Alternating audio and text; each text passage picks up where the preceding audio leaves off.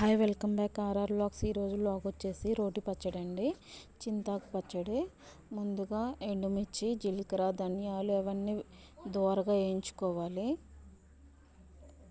కొంచెం కరివేపాకు ఇవన్నీ వేయించుకొని అవి మెత్తగా దంచుకోవాలండి. మా అమ్మ అయితే ఇవాళ రోటి పచ్చడి అయితే దాంతో కొంచెం కళ్ళుప్పు అయితే యాడ్ చేసింది. మనకి కళ్ళుప్పు యాడ్ చేస్తే మనకి మిరపకాయలు అనేది తొందరగా మెత్తగా అవుతాయి. ఇలా రోట్లో దంచుకుంటే పచ్చళ్ళు అనేది టేస్ట్ చాలా బాగుంటుందండి. వీటన్నిటిని మెత్తగా అయ్యేంతవరకు దంచుకోవాలి, ఇలా నూరుకోవాలి.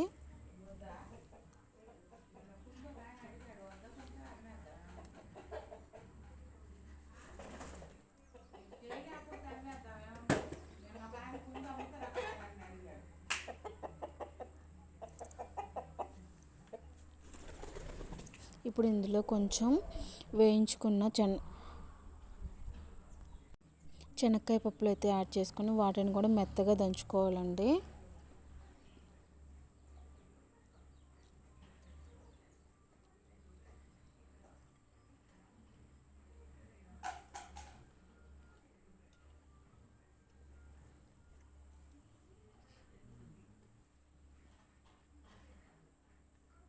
ఇదిగోండి, ఇలా మెత్తగా అయితే దంచుకోవాలి.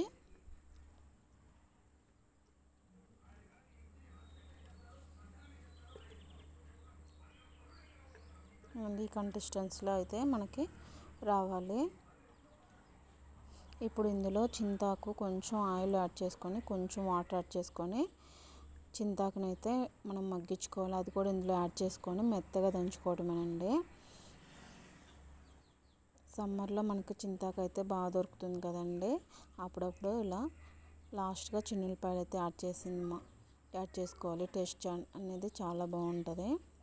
ఇష్టం ఉన్న వాళ్ళైతే ఆనియన్స్ కూడా యాడ్ చేసుకోవచ్చండి. మీకు ఈ వ్లాగ్ నచ్చినట్టయితే ఆర్ఆర్ వ్లాగ్ 28 ఛానల్ని సబ్స్క్రైబ్ చేసుకొని లైక్ చేసి కమెంట్ చేయండి friends. Thank you for watching. మీలో ఇలా రోటి పచ్చళ్ళు ఎంతమందికి ఇష్టమో కమెంట్ చేయండి.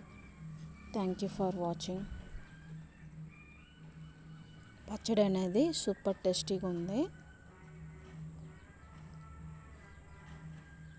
ఇది నిల్వ కూడా ఉంటుందండి వారం దాకా.